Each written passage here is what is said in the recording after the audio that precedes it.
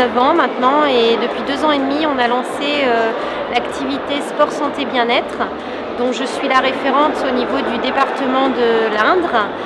J'ai suivi une formation au CROSS à Orléans. Et donc nous, au niveau du tennis, on fait des spécialités. Donc nous avons les différentes pathologies, donc les différents types de cancers, le diabète, le vieillissement, l'obésité et les maladies cardiovasculaires. Donc les séances se déroulent à raison de 2 heures par semaine. Et ce qu'il faut savoir, c'est que dans ces séances, on se sert de l'outil tennis, mais on n'est pas du tout obligé de pratiquer le tennis pour participer aux séances, pas du tout, parce que les séances, on fait de la motricité, on fait de la relaxation, on fait de la marche nordique, on fait un petit peu de tennis, mais en fait, on se sert vraiment que de l'outil pour faire avancer nos patients et suivant aussi les pathologies qu'ils ont, parce qu'on ne peut pas faire n'importe quoi à différentes personnes. Et le public, on accueille donc de 18 ans, là j'ai un public de 18 ans jusqu'à 70 ans.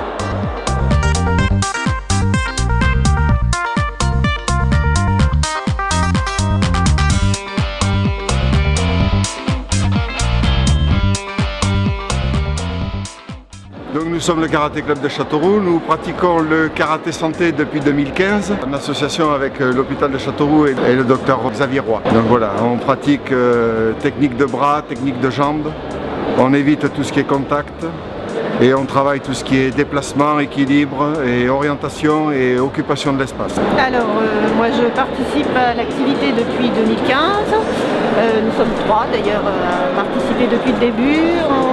On est arrivé là par l'intermédiaire de l'hôpital. Le médecin nous a incité à faire du karaté ainsi que de la marche nordique. C'était 2 activités qui nous avaient été proposées. On s'est pas inscrite, on nous avait inscrite au départ, donc on a participé aux premières séances qui nous ont bien plu malgré le fait que c'était assez épuisant et assez contraignant de refaire une activité au moment de la maladie. Après ça, on s'est motivé, on s'est accroché, on a continué et les bienfaits sont indéniables pour le bien-être, pour la concentration, pour la confiance en soi, la reprise d'une activité sportive, la reprise d'une activité même sociale. Donc il n'y a que des avantages à faire du karaté. Nous sommes ici pour présenter l'association Les Rugbies, qui en fait représente le premier club rugby santé de France. Nous venons donc de Toulouse. Alors Rugbies, ça veut dire, l'acronyme veut dire Rugby Union Bien-être Santé.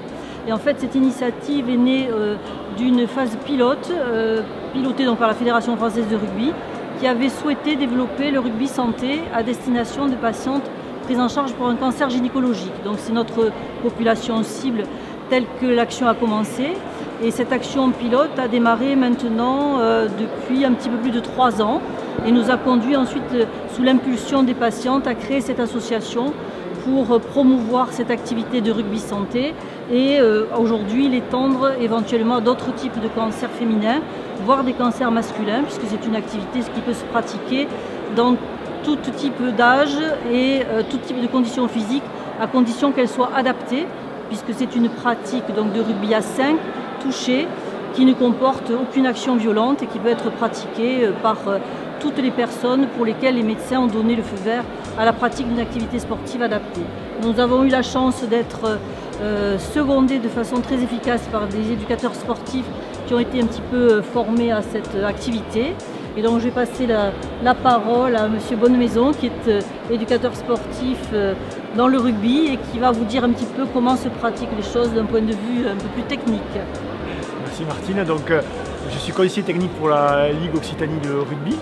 Je suis référent technique sur le département de l'Ariège, mais j'ai comme mission le développement du rugby santé sur la Ligue Occitanie. Et on a été, donc, comme disait Martine, site pilote en 2016, donc fin 2015, début 2016. Et à l'heure actuelle, on pousse un petit peu, on est pilote de la fédération pour pousser cette activité de rugby à 5, rugby à toucher, sur des pathologies cancéreuses, mais aussi des populations diabétiques, voire des personnes qui auraient problèmes de cardiologie. Donc on est dans le contexte du sport sur ordonnance, essayer de promouvoir notre activité, le rugby, qui a priori au départ n'est pas forcément dans le contexte de la santé quand on le voit pratiqué par les professionnels, mais on ouvre le champ avec une pratique qui est le rugby à 5 santé à toucher. Je suis Françoise Roy, je suis aidante ressources dans le cadre de la maladie de Parkinson. Je fais partie du comité départemental de l'association France Parkinson et nous avons été un des premiers départements à mettre en place la gymnastique préventive pour les personnes atteintes par la maladie de Parkinson. Il s'agit d'un complément aux interventions des kinés et c'est très important parce que c'est l'occasion à la fois de se retrouver et surtout de pouvoir exercer certaines activités qu'on hésite à exercer chez soi, par exemple enjamber un obstacle, par exemple monter, descendre. Nous avons des personnes dans cette activité de gymnastique préventive qui sont à différents stades de la maladie de Parkinson. Ça va de la personne qui est très active, qui marche, à une autre personne qui peut être en fauteuil roulant.